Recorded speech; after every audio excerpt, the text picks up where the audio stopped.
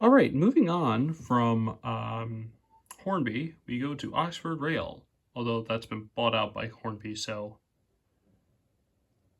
um, huh, bother. But in all seriousness, this model was made before the buyout, I believe. This is a Dean Good. Specifically, this is the version that came with a snowplow, but it also came with optional uh, buffers to fit at the front to have a sort of normal one, and that's kind of what I wanted. So this is a wonderful model. Like the J15, it's inexpensive, um, but very good quality. But it doesn't have a die-cast boiler, but the running plate here, actually, no, I believe that's a plastic running plate, but the tender chassis, whatever, feels metal, which is kind of weird that. But hey, it's a straight running board. Is it? Through the camera, it kind of didn't look straight. Whatever, straight enough. Although to make up for the lack of die cast in comparison to the J15, you have a very wonderful cab. I need to get some sort of light in there. But yeah, the gauges are all picked out. It's easily one of the best cabs that you can get. In terms of quality, this is absolutely stunning. So I actually bought this at the same time I bought the Edward Thompson, and I had to say that between the two, this is definitely the better model.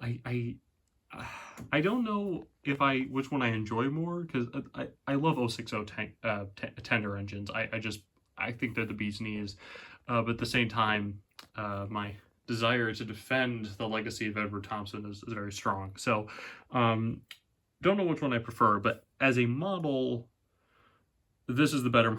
This is definitely the better model. It's more accurate. It's put together better.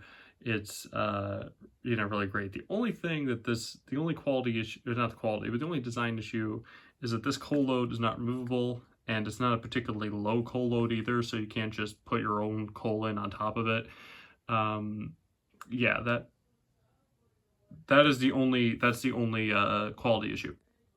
So the other thing, and I really do not know if this happened before I purchased her or if I noticed or if it only came about later. I really do not remember noticing.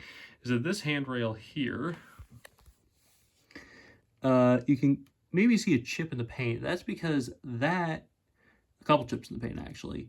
That is not the original. That is a replacement that I had to put in, which is why you can, even though it's at a further distance, you can clearly tell that this is thicker than that one. Yeah, so I took a sort of a pin that you use to sort of push down fabric or whatever, cut off the sharp end and cut off the handle, and then super glued it in there, painted it, then super glued it. That was a nightmare. I was kind of afraid of getting paint there, but in hindsight, what I should have done is I should have super glued it and then painted. But yeah, I don't know if that happened. I honestly, I'm not going to blame Oxford for it because I seriously do not remember it missing. I don't remember it at all when I first got the model. So if I ever find one that looks just like that on the floor somewhere, although it's probably been vacuumed up by now, if it was there, then yeah, then we could say that's a slight quality issue because that one is a little loose, but hey, whatever. If that's the only issue with it, then I'm kind of a happy chappy. These had actually very dodgy motors in the first run, and I haven't had to take this apart yet, so I don't know if this still has the original motor that everyone had issues with or not, but mine has performed pretty well. So I don't know if this had that dodgy motor or not, but mine performs perfectly fine. So if you could pick one of these up at a decent price, and they're sold at decent prices because that's kind of Oxford's whole thing, isn't it? Then yeah, I would very much recommend it. Not sure if I would ever pick up another version of this unless they did another a general release sort of that fully lined early condition one.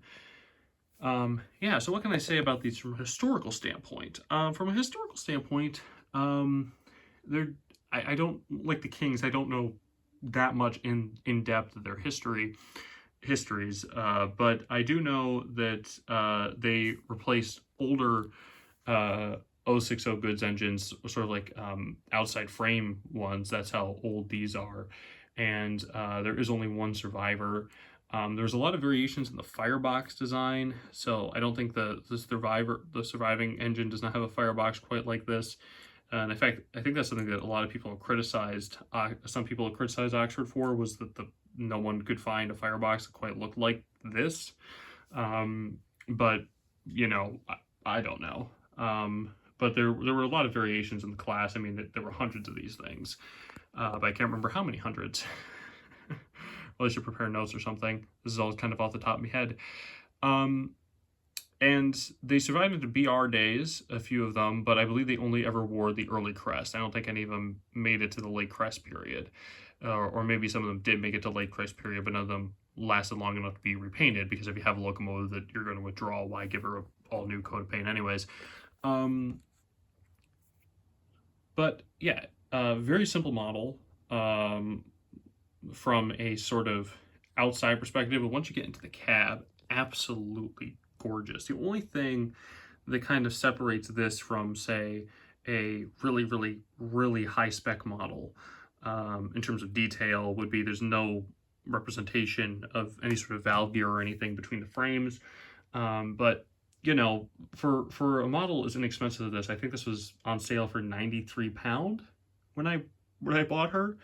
That I can't complain. No lights or anything in the cab, as was perfectly standard at the time. And you know, it'd be really cool to have a firebox effect, especially on such an open cab. But you know, you really can't complain given the price. So yeah, wonderful models.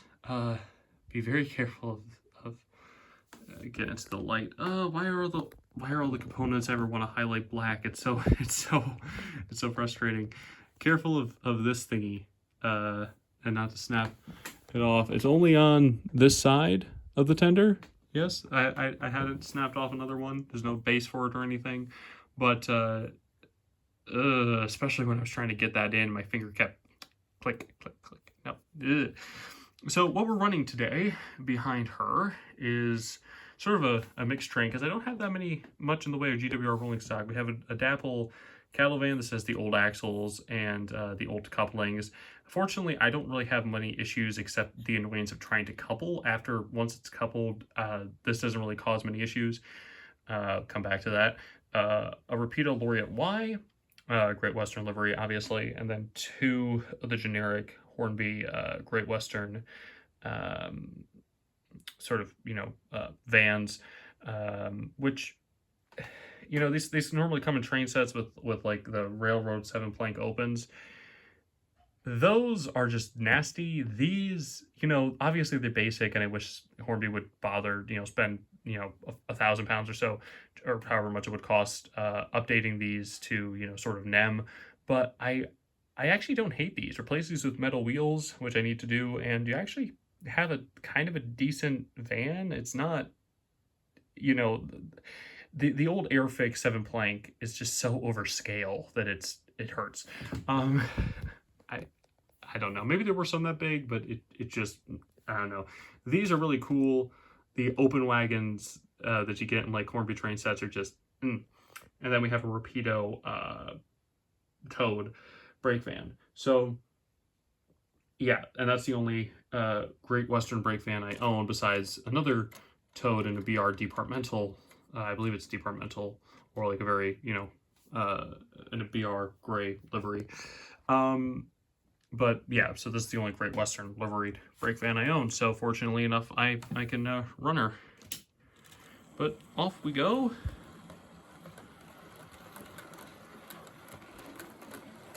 Oh, I forgot to mention that van. So Rapido did, as part of their Iron Mink gunpowder vans, they did a very funny thing with having a Guy Fawkes livery Iron Mink So if you somehow don't know who Guy Fawkes was, you don't know who he was, all I'll say is he was the last man to enter Parliament with honest intentions.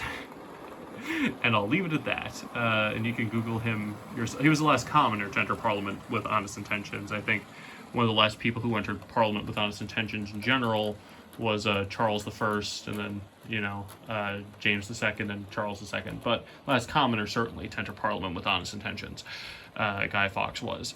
And yeah, I actually am very fortunate enough to have a second one of those vans. And I just, Guy Fawkes, you know, once again, being a Catholic is just kind of something really cool to have.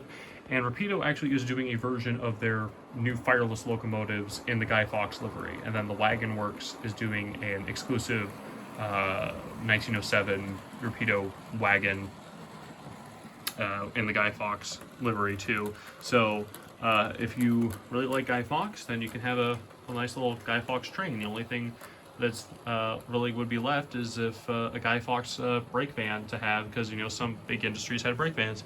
But as for the Oxford Rail model, she is the only Oxford Rail model that I own.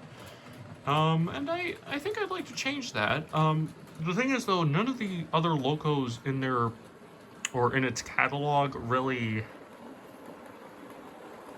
I have any particular desire to get, because this is the thing. Typically, I'm attracted to locos as opposed to just, ooh, you know, this is from a manufacturer I like.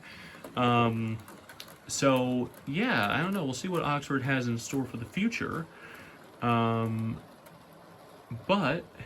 it is a very nice model. And like I said, I think the only reason I would ever get another one, because I never wore the Lake Crest, and I typically prefer my BR locomotives to have the Lake Crest. You know, one day I'll get a BR Express Blue, and that was only ever in the early Crest, unfortunately. But yeah, so unless they do another one of those fully lined Great Western ones, I probably won't get another one of these. But that's not anything bad about the model. That's just my personal preference. But if you like Great Western Dean Goods, then I see no reason why you shouldn't try to pick one up. Just be mindful of when the one you're going for was released. If you're getting a used one, because like I said, I believe these were either the first or maybe the second loco Oxford ever released, and there actually was a widespread motor issues with those first ones. So if you're ready to do a motor swap, then you know, any one will be fine. But if that's something you're not comfortable with, then, you know, try to get a newer release. And I'm sure there's resources telling you which, you know, catalog numbers are to avoid and which ones are safe. Of course, that doesn't mean that you couldn't get a dud in any of them, because, you know, sometimes motors are just bad. Sometimes, you know, motors are bad because they've been manufactured poorly. Sometimes a motor has been manufactured absolutely fine, but there's just something wrong with that one. Yeah, funny thing, machine parts, you know, we can make everything really consistent, but every once in a while you get something that performs absolutely brilliantly or something that performs absolutely horribly. But until next time, I will bid you adieu. And yeah, hopefully I'll have something else for you. My computer's still down, so unfortunately editing any of these videos with any sort of editing trickery is out of the question. So the full force of my ramblings ye receive. Oh, just one more close up.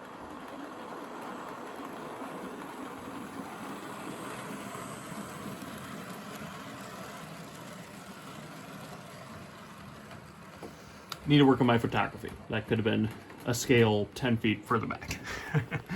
But yeah, until next time, may God bless and keep you.